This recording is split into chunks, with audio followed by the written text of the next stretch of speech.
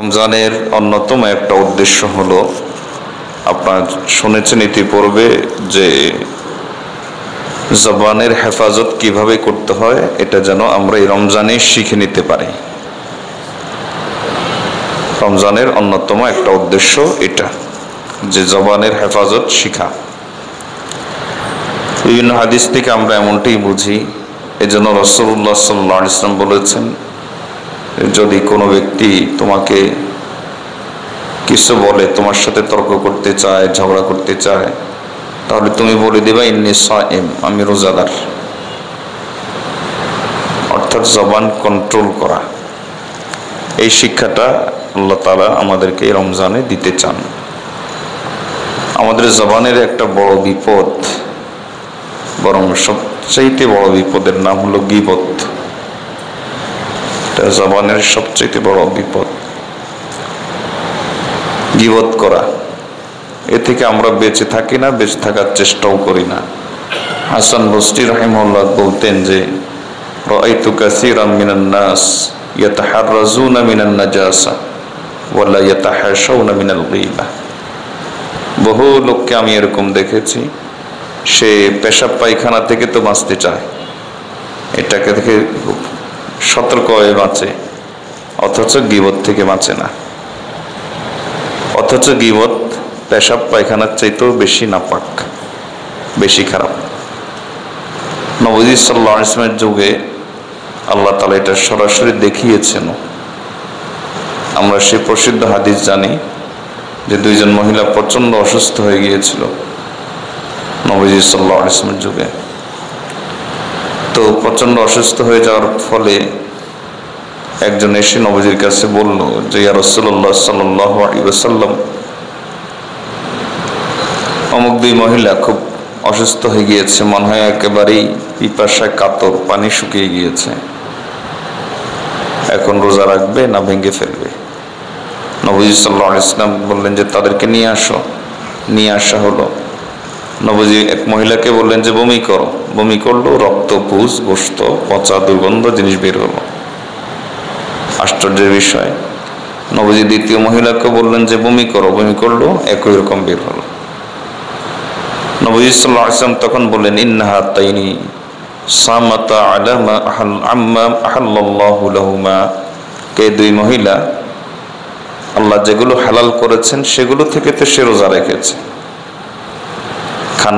খানা পিনা সে করে না, এগুলো হালাল করেছিলেন আল্লাহ। তো রোজার কারণে এগুলো থেকে বিরত থাকতে হয়। তো নবী সাল্লাল্লাহু আলাইহি ওয়াসাল্লাম বলেছেন যে সে এগুলো থেকে তো রোজা রেখেছে, মানে এগুলো থেকে বিরত থেকেছে। ওয়া আফতারাতা আলা মা হারামাল্লাহু আলাইহিমা, কিন্তু আল্লাহ আগ থেকে যেটা হারাম করেছেন সে ওটা দিয়ে খুব জোরে সোরে ইফতার করেছে। আগ থেকে হারাম কি ছিল? গীবত, শিকায়েত, এগুলো আগ থেকেই তো হারাম ছিল। খানা পিনা আগ থেকে হালাল ছিল, তো সেগুলো থেকে সে বিরত থাকলো। আর যেগুলো আগ থেকে হারাম ছিল রমজানের কারণে, সেটা আরো বেশি বিরত থাকার দরকার ছিল, কিন্তু সেটা দেদারসে করে গেছে। ঘটনা ঘটেছে এই যে, নবী সাল্লাল্লাহু আলাইহি ওয়াসাল্লাম বলেন যে, কাদাত ইহদাহুমা ইলাল উখরা, একজন আরেকজনের সাথে বসছে, মহিলাদের মধ্যে যা হয়, ফাজআলাতা তাকুলানি লুহুমান নাস, কিছুক্ষণ পর গল্প শুরু করে দিয়েছে, একবারে মানুষের গোশত খাওয়া শুরু করেছে, মানে গীবত শুরু করেছে। তাহলে রমজানের একটা অন্যতম মাকসাদ এই হাদিস থেকেও বোঝা যায়, গীবত থেকে বেঁচে থাকা। গীবত থেকে সারা জিন্দেগি কিভাবে বেঁচে থাকবো, এই শিক্ষাটা আল্লাহ তাআলা আমাদেরকে রমজানে দিতে চান। গীবত কি জিনিস? ওই যে কোরআন মজিদে গীবত বিষয়ে যত স্পষ্ট এবং যত শক্তিশালী বক্তব্য আছে, বোঝার জন্য এটাই যথেষ্ট। মুফাসসিরিন কিরাম এর একটা কাল্পনিক চিত্র ইমাম কুরতুবী রাহমাতুল্লাহ তুলে ধরেন, যে ধরো তোমার ভাই মারা গেছে, কাল্পনিক না, কোরআন মজিদ থেকেই তিনি তুলে ধরেন, যে ধরো তোমার ভাই মারা গেছে, পরিবারের সবাই শোকের ভিতরে আছে, কান্নাকাটি করতেছে, সবাই শোকের ভিতরে। তার বন্ধু বান্ধব এসেছে, শোকের ভিতরে আছে, সবাই দুঃখের ভিতরে আছে, লোকটা মারা গেল।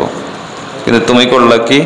তুমি একটা ছুরি নিলা, এরপরে সবার দিকে তাকিয়ে তুমি একটা বিদ্রুপ হাসি দিয়ে তোমার ভাইয়ের লাশের কাছে বসলা, বসে আস্তে আস্তে ওই লাশটা কাটলা, কেটে ওখান থেকে কিছু গোশতের টুকরা নিলা, গোশতের টুকরা নিয়ে সবার সামনে তুমি খাওয়া শুরু করলা। তো এই যে তোমাকে মানুষ তখন কি মনে করবে, কতটা অসুস্থ এবং কতটা বিকৃত মস্তিষ্ক সম্পন্ন মনে করবে তোমাকে। আল্লাহ তাআলা বলেন কোরআন মাজিদে, গীবত এটাই, আইহিব্বু আহাদুকুম আইয়াকুলা লাহমা আখিহি মাইতান ফাকারিহতুমুহু, যে তোমাদের কেউ তো এটা চায় না যে মৃত ভাই মারা গেছে মাত্র, সবাই শোকে কাতর, আর একজন লোক গিয়ে তার গোশত কেটে কেটে খাবে, এটা তো তোমাদের কেউই পছন্দ করে না। ফাকারিহতুমুহু, এটা তো তোমরা অবশ্যই অপছন্দ করো, কোনোভাবেই তোমরা এটা পছন্দ করো না। গীবত এটাই গীবত। আল্লাহ তাআলা এর জন্য মাঝে মাঝে দেখিয়ে দিন, আল্লাহ যাদেরকে অন্তর্চক্ষু দান করেছেন তারা গীবতের এই দুর্গন্ধ, গীবতের এই ভয়াবহতাটা বুঝে। একজন জ্ঞানী এক বুজুর্গকে জিজ্ঞেস করা হয়েছিল যে হযরত, ঘটনা কি, আমরা গীবতের দুর্গন্ধ নাকে পাই না কেন? অথচ কোরআন হাদিস থেকে বোঝা যায় গীবত খুব দুর্গন্ধময় জিনিস, নাপাকির চাইতেও খারাপ, পেশাব পায়খানার চাইতেও খারাপ, কিন্তু এটা আমাদের নাকে লাগে না কেন? তখন তিনি বললেন যে এর কারণ হলো আমরা গীবতে অভ্যস্ত হয়ে গেছি। সাহাবায়ে কেরাম এবং যাদের আল্লাহ তাআলা ফিরাসাত, অন্তর্দৃষ্টি যাদেরকে দান করেছেন, বসীরা আল্লাহ যাদেরকে দান করেছেন, তারা বুঝতেন গীবত যে কত নাপাক, কিন্তু আমরা তো অভ্যস্ত হয়ে গিয়েছি। এরপর তিনি দৃষ্টান্ত দেন, যেমন এক ব্যক্তি গেল দাব্বাগ, যেখানে থাকে কি বলে এটাকে, চামড়া যারা ট্যানারি, চামড়া পরিশোধন করা যেখানে হয়, তো ওই এলাকাতে এক লোক গেল। হঠাৎ করে যাওয়ার পরে তখন হবে কি, একবারে তার নাকে মুখে দুর্গন্ধ ঢুকবে ভোঁ ভোঁ করে, সে একবারে হাঁসফাঁস শুরু করে দিবে।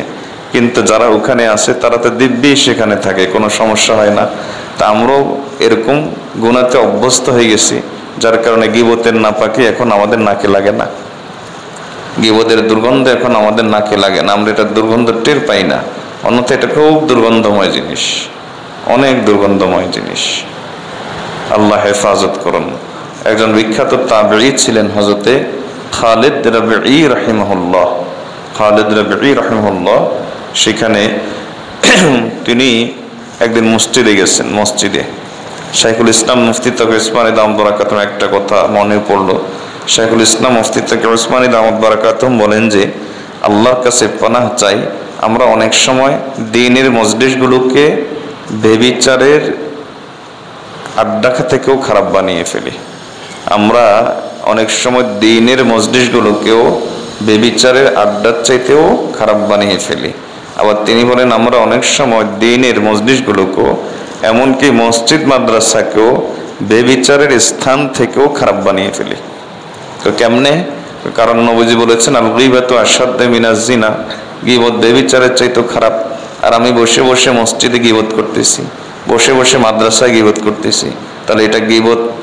এই গীবত করার কারণে আমার এই মসজিদ মাদ্রাসার এই মজলিসটা, আল্লাহ যে জায়গাগুলোকে সবচেয়ে শ্রেষ্ঠ জায়গা করেছেন, ওটাকে আমি সবচেয়ে নাপাক জায়গা করে ফেললাম, সবচেয়ে নাপাক জায়গা করে ফেললাম। তো হযরত খালিদ রাবিঈ রাহিমাহুল্লাহর ঘটনা শোনাচ্ছিলাম। তিনি বলেন যে আমি একবার মসজিদে গেলাম, মসজিদে অবসর বাসায়, এই জন্য চিন্তা করলাম যে মসজিদে গিয়ে কিছু ইবাদত করি। তো মসজিদে গেলাম, মসজিদে গিয়ে দেখলাম যে কিছু লোক গোল হয়ে হালকা হয়ে বসে আছে। চিন্তা করলাম মনে হয় কোনো দিনই আলোচনা চলছে, আমি সেখানে গিয়ে বসলাম। বসার পরে দেখলাম যে আরে আল্লাহ, এখানে তো গীবত চলছে। আমি সেখান থেকে উঠে গেলাম, উঠে গিয়ে এরপরে কিছুক্ষণ ইবাদত করলাম, নিজের কাজ করলাম। এরপরে চিন্তা করলাম যে এখন মনে হয় দিনের হালকা শুরু হয়েছে, গীবত মনে হয় বন্ধ হয়েছে।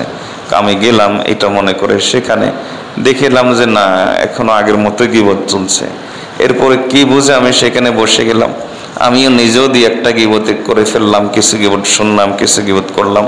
আড্ডাতে যেটা হয় আর কি, আড্ডাতে গল্প গুজবে যেটা হয়, তো আমি নিজেও সেখানে শরীক হয়ে গেলাম। তো রাতের বেলা আমি স্বপ্নে দেখি যে দুইজন কুৎসিত চেহারার লোক আসলো, তারা আমাকে বললো আমরা আযাবের ফেরেশতা। এরপরে নিয়ে আসলো কিছু শুকরের গোশত একটা পাত্রে করে, পাত্রটাও খুব দুর্গন্ধময়, আর ওই গোশতগুলো দুর্গন্ধময়, নাকের কাছে নেওয়া তো যায়ই না, বমি চলে আসে। আমাকে বললো যেগুলো খাও। আমি বললাম এত দুর্গন্ধ জিনিস কি এগুলা? তারা বললো যে শূকরের গোশত। তখন আমি বললাম যে একে তো আমি মুসলমান, শূকরের গোশত খাই না, আরেক দ্বিতীয়ত এগুলো হলো দুর্গন্ধময়, পচে গেছে, আমাকে এগুলো খাওয়ার জন্য তোমরা বলতেছ। তখন আমাকে বলা হলো যে খেতে হবে। ওই যে দিনের বেলা মসজিদে খেয়ে আসছো না, দিনের বেলা যে মসজিদে খেয়ে আসছো, এখন খেতে হবে। আমি তো খাইতে রাজি, কোনোভাবেই রাজি হই না।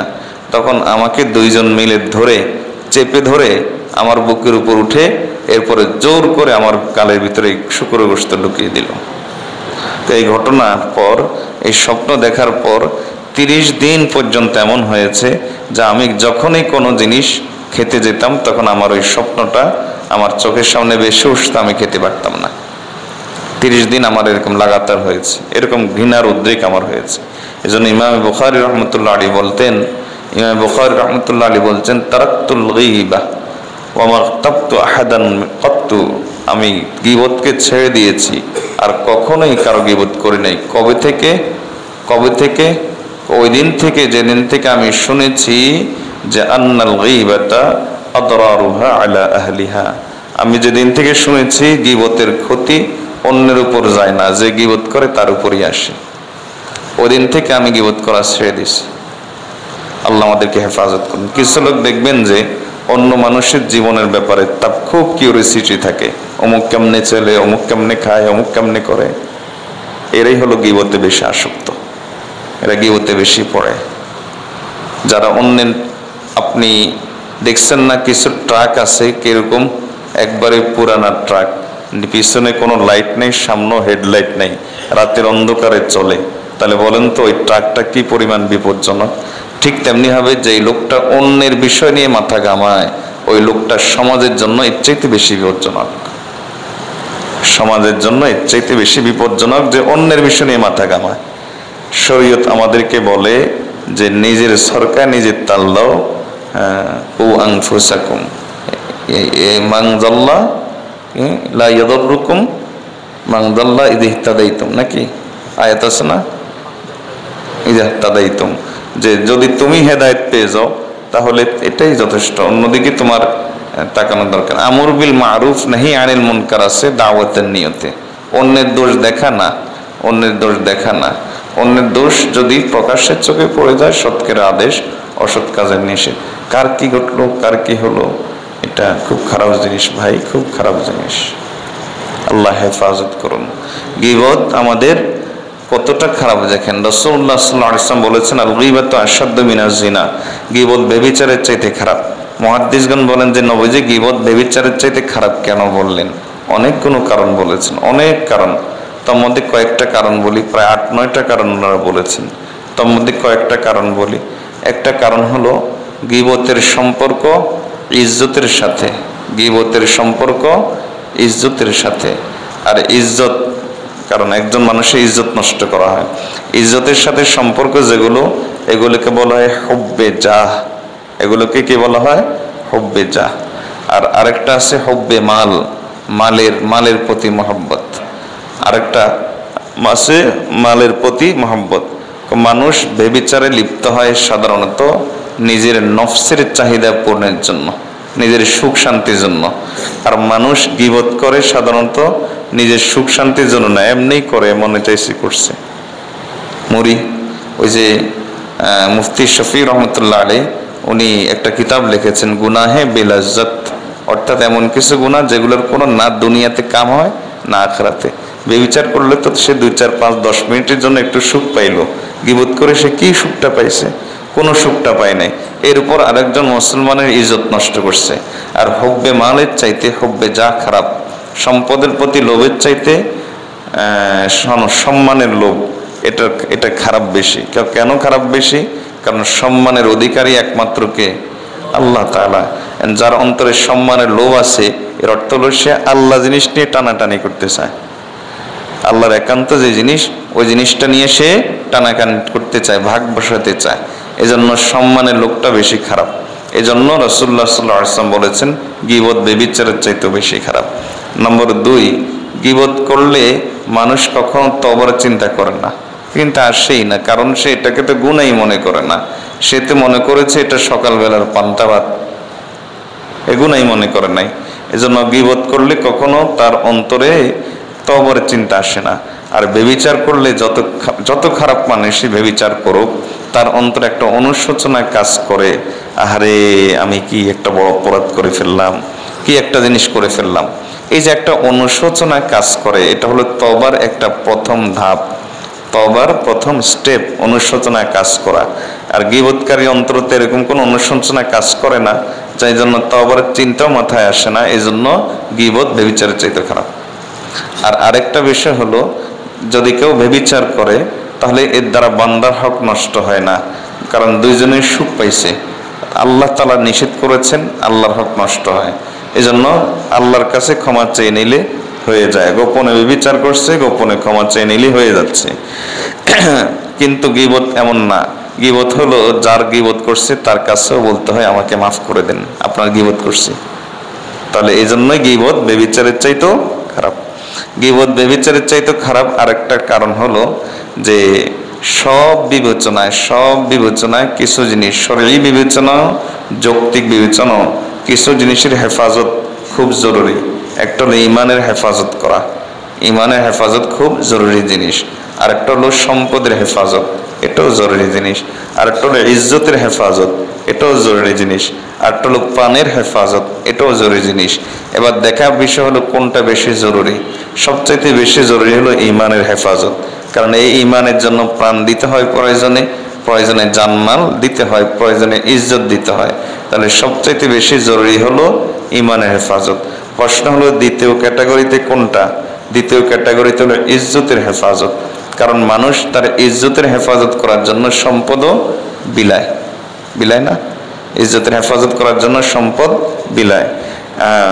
প্রয়োজনে ইজ্জত হেফাজত করতে না পারলে আল্লাহর কাছে পানা চায়, অনেকে ফাঁসি পর্যন্ত দিয়ে দেয়। তাহলে বোঝা গেল যে ইজ্জতের হেফাজত হলো সেকেন্ড ক্যাটাগরির। দ্বিতীয় ক্যাটাগরি কি? তৃতীয় নম্বর ক্যাটাগরিতে কি? তৃতীয় নম্বর ক্যাটাগরিতে হলো প্রাণের হেফাজত, কারণ মানুষ নিজের জান রক্ষা করার জন্য মাল বিলায়, মাল তারা খরচ করে। তাহলে সবার পরে কি? সবার পরে হলো কিসের হেফাজত? মালের হেফাজত। এখন কোনো ব্যক্তি যদি আপনার মালিক আঘাত করে, আপনার মাল আত্মসাৎ করে, সে চোর হয়, সে ডাকাত হয়। কোনো ব্যক্তি যদি আপনার প্রাণ আত্মসাৎ করে, আপনার প্রাণ নিয়ে নেয়, তাহলে সে খুনি হয়। তাহলে কোনো ব্যক্তি যদি আপনার ইজ্জত আঘাত করে, তাহলে সে চোর ডাকাত আর খুনি কেন হবে না? সে চোর ডাকাত আর খুনি কেন হবে না? কারণ ইজ্জতের দাম তো আরো বেশি। এজন্য গীবত ব্যভিচারের চাইতে খারাপ। আল্লাহ আমাদেরকে বোঝার তৌফিক দান করুন। গীবত থেকে আল্লাহ আমাদেরকে বেঁচে থাকার তৌফিক দান করুন। এবার দেখেন এটা ব্যভিচারের চাইতে কতটা খারাপ। এটা আমরা একটু হাদিসে নবীজিকে জিজ্ঞেস করি, ইয়া রাসূলুল্লাহ সাল্লাল্লাহু আলাইহি ওয়াসাল্লাম, আপনি যে বলেছেন গীবত ব্যভিচারের চাইতে খারাপ, কতটা খারাপ? নবীজি হাদিসে সেটাও পরিষ্কার করে দিচ্ছেন। নবীজি সাল্লাল্লাহু আলাইহি ওয়াসাল্লাম হাদিসে পরিষ্কার কিভাবে করেছেন সেটা বোঝার আগে নবীজির আরেকটা প্রসিদ্ধ হাদিস আমরা স্মরণে রাখি। সেটা হলো রাসূলুল্লাহ সাল্লাল্লাহু আলাইহি ওয়াসাল্লাম বলেছেন, 1 টাকা সুদ, মাত্র 1 টাকা সুদ 36টা ব্যভিচারের সমান। নবীজি সাল্লাল্লাহু আলাইহি ওয়াসাল্লাম বলেছেন যে সুদের অনেকগুলো বিষয় আছে, সবগুলো বিষয়কে একসাথ করে যদি একটা প্যাকেট করা হয়, কম্বো প্যাক যদি করা হয়, তাহলে এটার নাম হবে আপন মায়ের সাথে ব্যভিচার করা সর্বনিম্নটা। তো এই 70টা এরকম আপন মায়ের সাথে ব্যভিচার করার মতো 70টা গুরুতর নোংরা অপরাধকে একসাথ করলে যা হয় ওটার নাম হলো সুদ। নবী সাল্লাল্লাহু আলাইহি ওয়াসাল্লাম বলেছেন ওটার নাম হলো সুদ। এরপরে এবার নবী সাল্লাল্লাহু আলাইহি ওয়াসাল্লামকে আমরা একটু ওনার কাছে জিজ্ঞেস করি, ব্যভিচারের চাইতে গীবত কেমনে খারাপ, কতটা খারাপ? নবীজি বলেন, শোনো, সুদকে আমি এত খারাপ বলেছি যে এটা আপন মায়ের সাথে ব্যভিচার করার চাইতে খারাপ, 36টা ব্যভিচারের চাইতে খারাপ। সুদ এত নোংরা জিনিস। তোমরা কি জানো এই সুদের মধ্যে এক প্রকার সুদ আছে, সেটা হলো সবচাইতে বড় সুদ। ওই সুদ টাকার সুদ না, ওই সুদ পয়সার সুদ না, ওই সুদ হলো জবানের সুদ। ইন্না মিন আরবার রিবা, এটা হলো জবানের সুদ। এটা কেমনে? আল ইস্তিতালাতু ফি আরদি আখিহিল মুসলিমি বিগাইরি হাক্কিন, অন্য মুসলমানের ইজ্জতে অন্যায়ভাবে আঘাত করা, এটা হলো জবানের সুদ। সুতরাং গীবত এতটাই খারাপ, এটা সুদের চাইতেও খারাপ, ব্যভিচারের চাইতেও খারাপ। আল্লাহ আমাদেরকে বোঝার তৌফিক দান করুন। আল্লাহ আমাদেরকে গীবত থেকে বেঁচে থাকার তৌফিক দান করুন। দেখবেন অনেকের অভ্যাস আছে উলামায়ে কেরামের গীবত করা। হযরত হাফিজ ইবনে আসাকির রাহমাতুল্লাহ আলাইহি একজন হাফিজ হাদিস ছিলেন। হাফিজ হাদিস সোজা কথা না, 1 লক্ষ হাদিস মুখস্থ থাকলে তাকে হাফিজ হাদিস বলা হয়। তিনি বলেন ওয়া আন্না মান আতলাকা লিসানাহু ফিল উলামা, যে ব্যক্তি আলেম উলামার গীবতের ব্যাপারে জবানকে ছেড়ে দিবে, অর্থাৎ লাগামহীন হয়ে যাবে, কোনো লাগাম নাই জবানে, তিনি বলেন যে আল্লাহ তাআলা মওতের আগে তার অন্তর থেকে ঈমানটাকে ছিনিয়ে নেন। আল্লাহ হেফাজত করুন, আল্লাহ হেফাজত করুন। এখন এই গীবত থেকে বেঁচে থাকার দরকার আছে কিনা বলেন? বলেন দরকার আছে কিনা? অল্প কয়েক মিনিটে, 2-3 মিনিটে গীবত থেকে বেঁচে থাকার কয়েকটা টিপস আপনাদেরকে বলে দিয়ে আমল করবেন। প্রথম বিষয় হলো প্রতিজ্ঞা করা, কারণ হিম্মত ছাড়া, প্রতিজ্ঞা ছাড়া আসলে কোনো কিছু হয় না। আপনি যে দুনিয়ার ছোট কাজ বলেন আর বড় কাজ বলেন, আগে কি করতে হবে? হিম্মত করতে হবে, প্রতিজ্ঞা করতে হবে। এজন্য আপনার প্রথম বিষয় হলো প্রতিজ্ঞা করা, যে আজকে থেকে আমি প্রতিজ্ঞা করলাম গীবত করব না, এত বড় গুনাহ আমি করব না, এটা আমার প্রতিজ্ঞা। এটা হলো প্রথম কাজ। এরপরে প্রতিজ্ঞা অনুযায়ী কাজ করার জন্য এরপরে আস্তে আস্তে কিছু পদক্ষেপ নেওয়া। প্রথম পদক্ষেপ যে আমি আল্লাহর কাছে তওবা করব খুব বেশি করে। আমাদের আকাবিরদের এরকম অভ্যাস আছে। হযরত হাসান বসরি রহমতুল্লাহ আলাইহি যখন তিনি দোয়া করতেন, তখন তিনি এভাবে দোয়া করতেন, হে আল্লাহ, আমাকে মানুষ থেকে নিরাপদ করেন, মানুষকে আমার থেকে নিরাপদ করেন। আমাকে মানুষ থেকে নিরাপদ করেন আর মানুষকে আমার থেকে নিরাপদ করেন। এজন্য আল্লাহর কাছে এইভাবে আমরা দোয়া করতে পারি। খুব দোয়া করা, আল্লাহর কাছে তওবা করা, যে আল্লাহ গীবত করেছি অনেক, আপনি মাফ করে দেন। আর তওবা করা আল্লাহর কাছে, আল্লাহর সামনে আর গীবত করব না। আল্লাহ তৌফিক দান করুন। গীবত থেকে বাঁচার জন্য 3 নম্বর, আমি তওবা করলাম, প্রতিজ্ঞা করলাম, 3 নম্বর কাজ কি? 3 নম্বর কাজ হলো যে আপনি যার গীবত করেছেন তাকে গিয়ে সরাসরি বলা, আমি আপনার গীবত করেছি, ভাই আমাকে আল্লাহর রাস্তায় মাফ করে দেন। জি হ্যাঁ, এটাই গীবতের প্রধান চিকিৎসা এবং এটাই গীবতের সবচাইতে শক্তিশালী চিকিৎসা। এর মাধ্যমেই গীবত থেকে গীবতের গুনাহ থেকে আপনি পরিত্রাণ পাওয়ার চান্স সবচাইতে বেশি। আর বাকি পদক্ষেপগুলো হলো বিকল্প, সেখানে সম্ভাবনা আছে আপনি গীবতের গুনাহ থেকে পরিত্রাণ পেয়ে যাবেন, নিশ্চয়তা নাই, কোনো নিশ্চয়তা নাই, সম্ভাবনা আছে। আর এটাই হলো একমাত্র পথ যেখানে বেশি চান্স আছে, বেশি সম্ভাবনা আছে। তাকে গিয়ে বলা যে আমি ভাই আপনার গীবত করছি, আপনার ইজ্জত নষ্ট করছি, আপনার ইজ্জত নিয়ে বহু ছিনিমিনি খেলছি, আমাকে আপনি মাফ করে দেন। এটাই হলো হযরতে সুফিয়ান সাউরি রহমতুল্লাহ আলাইহি, সুফিয়ান সাউরি রহমতুল্লাহর কাছে এক লোক এসে বলল যে কাদ ওয়াকাতু ফিকা, আমি আপনার গীবত করে ফেলেছি, আপনি আমাকে মাফ করে দেন। সুফিয়ান সাউরি রহমতুল্লাহ আলাইহি সঙ্গে সঙ্গে বললেন, মাফ তো আমি করব, কিন্তু আল্লাহ মাফ করবেন কিনা আল্লাহর কাছে ভালো করে মাফ চেয়ে নাও। কি বুঝাইলেন? যে গীবতের গুনাহ এমন শক্ত গুনাহ যে আল্লাহ মাফ করবেন কিনা সুফিয়ান সাউরি সন্দেহ করছে। আল্লাহ আমাদেরকে হেফাজত করুন, আল্লাহ আমাদেরকে হেফাজত করুন। তো এটা হলো সবচেয়ে উত্তম পদ্ধতি। এখন এই পদ্ধতি আপনি গ্রহণ করতে পারেন নাই কেন? কারণ আপনার তো ইগো কাজ করে, আমি কেমনে এই কাজ করবো। অথবা এখন এমনও হইতে পারে অনেক সময় যদি মাপ চাইতে যাই সরাসরি, তাহলে ওই লোকটা যার কাছে মাপ চাইবো সে তো দিনদার না, সে তো বুঝবে না, সে এখন আমাকে ধরে উল্টা থাপ্পড় লাগাবে, বেয়াদব আমার এত বড় ক্ষতি করছো, আমাকে ধরে উল্টা মাইর দিবে এবং আমার সাথে একটা শত্রুতার অবস্থা তৈরি হয়ে যাবে। এখন এই পরিস্থিতিতে কি হবে? এই পরিস্থিতিতে ওলামায়ে কেরাম বলেন যে তার কাছে তখন সরাসরি গীবতের জন্য মাফ না চেয়ে তুমি ঘুরিয়ে ফিরিয়ে মাফ চাও। আচ্ছা ভাই, হয়তো আপনার কোনো সময় হক নষ্ট করছি, মাফ করে দিন। এটাও যদি তোমার দ্বারা সম্ভব না হয়, তাহলে তুমি এরপরের পদক্ষেপ নাও, সেটা হলো তার জন্য যার তুমি গীবত করেছো তার জন্য আল্লাহর কাছে খুব দোয়া করবা, ও আল্লাহ আপনি তাকে মাফ করে দেন, ও আল্লাহ আপনি তাকে মাফ করে দেন।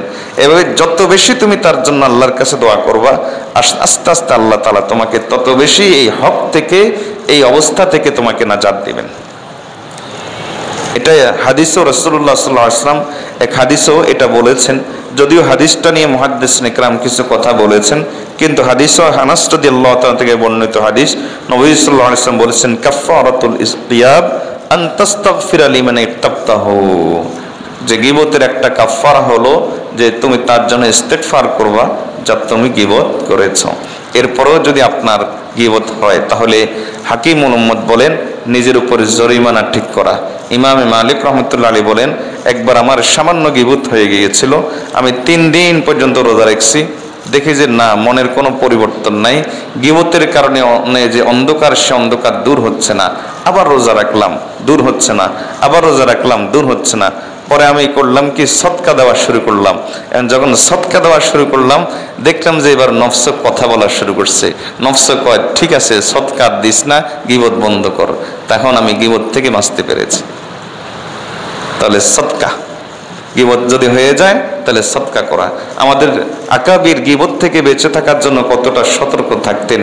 ইমাম আহমদ ইবনে হাম্বল দেখেন তাদের সতর্কতা, অথচ এটা গীবত না, কিন্তু গীবতের সাথে সামান্য সাদৃশ্যতা, এটা থেকেও তারা বেঁচে থাকতেন। ইমাম আবু হানিফা রহমতুল্লাহ আলাইহি সম্পর্কে আব্দুল্লাহ ইবনে মুবারক রহমতুল্লাহ আলাইহি সুফিয়ান সাউরিকে জিজ্ঞেস করেন, আচ্ছা ইমাম আবু হানিফা এত চালাক কেন?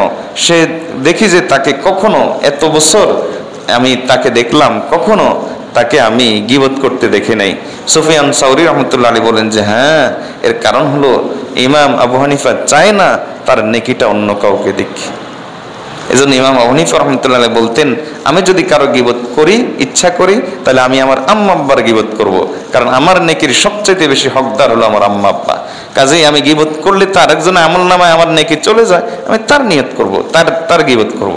গীবতের এই পরিণতিগুলি সম্পর্কে যদি আপনি চিন্তা করেন, তাহলে আপনি গীবত থেকে বাঁচতে আপনার জন্য সহজ হয়ে যাবে। এরপরও আপনার গীবত যদি হয়ে যায়, তাহলে আপনি আল্লাহর কাছে দোয়া করবেন এবং 2 রাকাত তাহাজ্জুদ আর কি সালাতুল হাজত নামাজ, এই গুনাহ থেকে বেঁচে থাকার জন্য সালাতুল হাজত নামাজকে নিজের জন্য নিয়মিত বানিয়ে নেবেন। তা আমাদের আকাবির আসলাফ ছোট্ট ছোট্ট বিষয় থেকেও বেঁচে থাকতেন যেন গীবত না হয়ে যায়। ইমাম আহমদ ইবনে হাম্বল সম্পর্কে বলতেছিলাম যে উনি একবার এক রুগী দেখতে গেছেন। রুগীকে বললেন, ডাক্তার দেখাইছো? রুগী বললেন, জি হযরত, ডাক্তার দেখাইছি। কোন ডাক্তার? অমুক ডাক্তার। হ্যাঁ, অমুক ডাক্তারের চেয়ে তো অমুক ডাক্তার ভালো। তিনি বললেন, অমুক ডাক্তারের চেয়ে তো অমুক ডাক্তার ভালো। দেখেন, এটা গীবতের আওতায় পড়ে না। এটা একজন মানুষকে পরামর্শ দিতে গিয়ে এরকম কথা বলা যায়, বলাটা স্বাভাবিক। কিন্তু ইমাম আহমদ ইবনে হাম্বল আল্লাহ তাআলা ওনাদেরকে তো এজন্যই বড় করেছেন, গীবতের সাথে সামান্য সাদৃশ্যতা আছে, এজন্য তিনি বললেন আস্তাগফিরুল্লাহ আস্তাগফিরুল্লাহ আস্তাগফিরুল্লাহ 3 বার বললেন। বললেন যে আহা, আমি তো গীবত করে ফেললাম। আমরা অথচ গীবত কতভাবেই করি। আল্লাহ আমাদেরকে গীবত থেকে বেঁচে থাকার তৌফিক দান করুন। ওয়া আখিরু দাওয়ানা আনিল হামদুলিল্লাহি রাব্বিল আলামিন। দোয়া পড়ে উঠেছে।